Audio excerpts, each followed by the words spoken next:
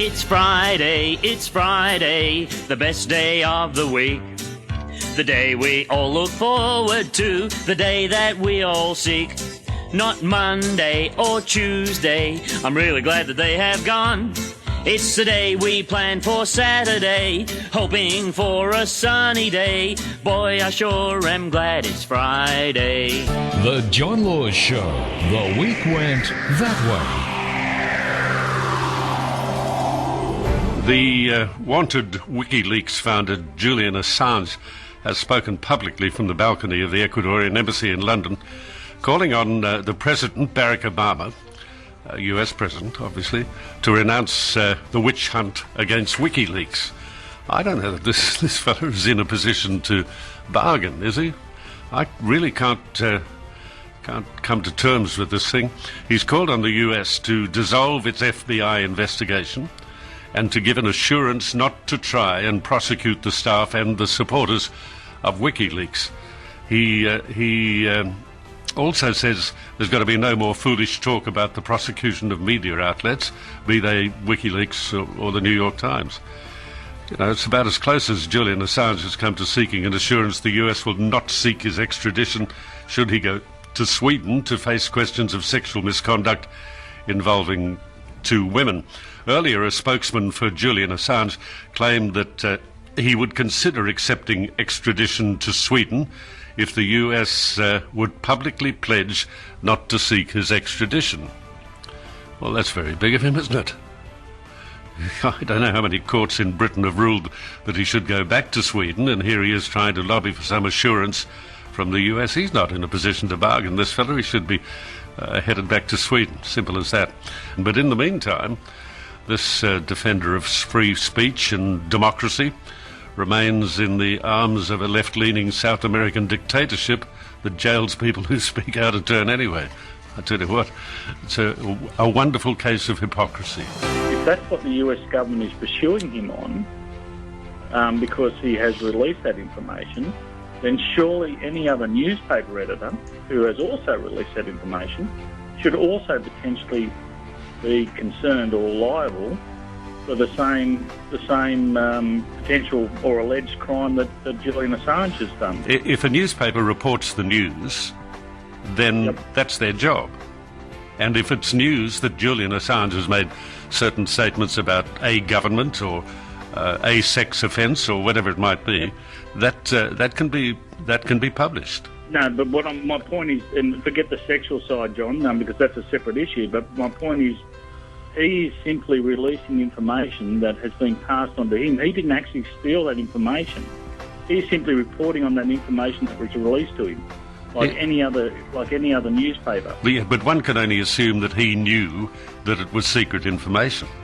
It's very complex. No, well, absolutely. But then if he knew it was secret information, then surely any other newspaper editor would have, and they'd be potentially liable for the same alleged crime that he's done. You see, what he did was publish literally hundreds of thousands of US diplomatic cables, which included military secrets and national intelligence. Now, while the extent of the direct repercussions of the release of that information can't be calculated, it's clear that international relationships have been shaken up, thousands of lives have been put at risk, innocent people are going to die. I just wanted to touch on how good your attitude is being objectionable to certain issues, like the Olympics. When everyone was whinging, you were the only one, I believe, that had an objectionable, accurate assessment of everything. Yes, objective, I think, is the word you're looking for. Yeah. And a few months ago you said to someone, let me know what people don't like about me or whatever. The only thing they don't like, if they got anything about you, because you tell the bloody truth. I think that could be the only thing, John, because you're just so spot on, mate. Well, that's very nice of you, Tony, to say that. Yeah. It's a very good thing to tell the truth, because then you don't need a good memory. If it's the truth. If I'm half as good as you are, John, at your time, I'll be ecstatic. And just one other thing, your whole attitude on this asylum seeker issue, the way you've looked after the facts, the issues, and cut the emotion out of it is just unbelievable. I listen to what you say before I listen to anyone else. Good on you. That's very good. I appreciate your call, Tony. Now, I have known John Michael Howson for many, many, many, many, many years. And I've always enjoyed his company. And he and I have had some fun times together, not only here, but in the United States as well. But I think he might be losing the plot after another extraordinary outburst on Melbourne radio, which has resulted in his suspension. It was a silly thing to do, and it made no sense at the time. He just sounded like he was raving. Do you want to hear it? Listen. And what about the government in Canberra that wants to restrict free speech? Why aren't you doing something about that? Thanks, Sam. Sam Castro from the WikiLeaks Australian Citizens Alliance. Christine Assange joins us now. Christine, good morning. Good morning. Rather disgraceful the way you treated Sam. And well, that's good. I'm a disgraceful person. Excuse me, I won't be doing an interview with you because you're acting like the pig. Sieg Heil! Sieg Heil! Sieg Heil! Chris... she's gone. Good, I'm glad. John Michael Howson, what have you done? Oh, I've upset people. I have apologised.